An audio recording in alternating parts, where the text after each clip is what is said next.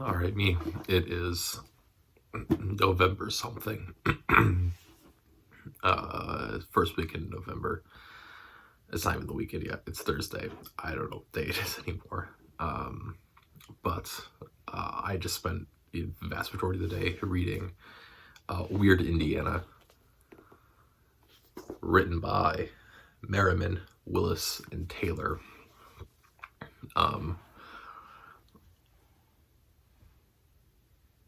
I've had this book for, probably 15 years. I definitely at some point read this entirely. Probably close to when I first got it. And then it's just kind of been like, ooh, coffee table book kind of deal. And it's very much kind of written in that same style of coffee table book, of where it's like a lot of short snippets of things, which is fine, right? It is, the publication itself is fascinating, because it started with two guys, Mark and Mark, I don't remember the last names, who are the editors for this series. And supposedly the way this kind of worked out is that they were publishing these magazines for New Jersey about weird headlines and just, weird things within New Jersey. And then it just kind of spiraled into them creating these books, in which they were not the main authors. They were the editors and compilers, and then they would have teams go out and do specific states. So it's also a little strange because it's done in a way where it's like, these are the three main authors. They're not specifically credited for any of the things that they have written. But there's three pretty distinct writers. And then also there is chunks of this which are submissions from people that are like writing about their own little bits of weirdness or oddities from various parts of Indiana. Which is, so it has this very much this feeling of kind of like this magazine publication type, which is fun, right? But yeah. It's split up into a couple different sections. Really, to me, it's split up into three things: ghost stories, oddities, I guess four actually. Ghost stories, roadside oddities, museum oddities, and then like abandoned places. And it's also very interesting that like within each section, like there's a pretty heavy focus on specific areas. Your like the ghost stories are from all over Indiana. The museum pieces are very much focused on southern Indiana, specifically along the Ohio River. And then there's a section that's focused on kind of the Wabash area. And then roadside oddities mostly focused within central Indiana. And then abandoned places is super focused on northwest Indiana, which makes sense. I think I've talked about this before, but I've definitely talked about this in my personal life when talking with students that weren't from Indiana, that like the area of northwest Indiana, specifically Gary, is kind of like this poster child of the white flight and the movement out of these kind of industrial type cities, And so they are stricken with poverty, and a lot of these buildings that were once this kind of like meeting places or were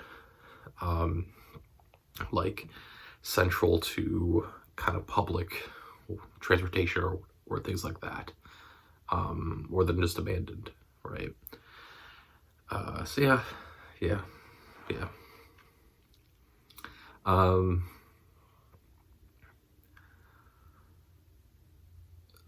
I definitely got this book when I was in I would have probably been somewhere between 12 to 13 and like very, very interested in like ghost stories and abandoned places and things. Definitely watching a lot of Ghost Adventures. You know, I'm not super interested in that stuff anymore. I think it's like every once in a while it's fun, but it's just not something that I'm not particularly interested in, right? It's one of those things that we're like, if I like the people that are doing it, then I'll participate and watch it. But if I'm not interested in the characters and the people that are involved in it, then like I'm not seeking out, you know, ghost stories and abandoned buildings and whatnot. So that's that. Ghost stories to me also feel like, in a lot of ways, fall into this pit, which is the same reason why I don't particularly enjoy like true crime stuff, because very often what ends up happening with those things is we kind of lose the plot of these are real people that have suffered real tragedy, and right within the true crime realm of things, we then market it as, let's go and explore all these details, and it's a comfy, cozy time. And then with ghost stories, it's, here is this awful tragedy that's happened to someone, and their spirit, their soul, whatever you want to refer to it as, is unable to rest and unable to be comforted, and so they haunt or must stay in place until they can be. And then we just kind of make fun of it, right? So that's, I'm not super big into it. At some point, the TV that's in front of me is going to turn off, and it's going to be suddenly become very dark. I know this for a fact. So yeah, the concept of ghost stories and true crime doesn't necessarily interest me anymore for that reason. So yeah. Same thing, the way that we, talk about, I should say, the way that there's one specific author that's involved in this trio that is like feels the need to be like mid-2000s snarky, which is fine, right?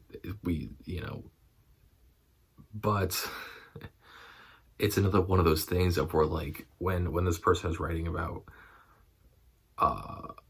some of the roadside oddities that can be found in Indiana, or some of these abandoned buildings that are in Indiana, it just ends up being this thing of where like he's like snarkily making fun of the either the people that are involved with this roadside oddity, or the place that this abandoned building is, or this this roadside oddity is, right? And it's another one where it just doesn't quite sit well with me. I feel like this is supposed to be a celebration of the fact that people are allowed to be odd and strange, not here's something odd and strange, now let's make fun of the people that are involved in this, right? So yeah. I'm really kind of the last thing to talk about with this book is that I really do think that, like, not necessarily even like books like this, but even like concepts like this are going to be non-existent here in the very near future. The concepts of ghost stories or of like urban legends that get passed down from person to person, or, you know, generation to generation, I think is just falling by the wayside, right? And part of that is due to the fact that we don't live in an as local community centric society anymore, right? With the globalization of society, of our, I guess, internal society, I guess I should phrase it as, these ideas of like just kind of weird things that have occurred within this town, getting passed on from person to person just doesn't really exist anymore, right? I think part of it is also due to the fact that we have kind of gone through this sanitizing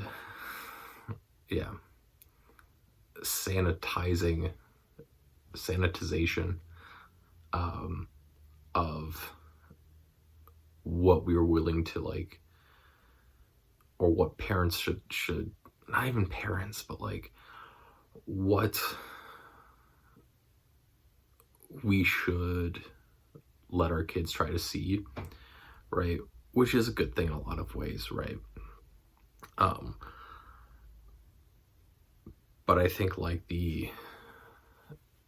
there's this kind of like whole concept, or like whole thing that I've like more or less observed of the introduction to horror in local things was done at a much younger age for some previous generations than even for my generation and generations younger than me. Of where my generation was much earlier exposed to, or I'm going to claim was more, you know, early exposed to like these horror that is massive and big, but not local, right? And so like the concept of ghost stories really has kind of fallen away by the wayside. No longer is there this kind of whole thing of, right, going to camp. See, I told you it was going to get dark all of a sudden. Going to camp and like being told ghost stories, right, by your camp counselor or by the kids around you. Specifically, it's in the rules to not do that for your camp counselor, right? So yeah.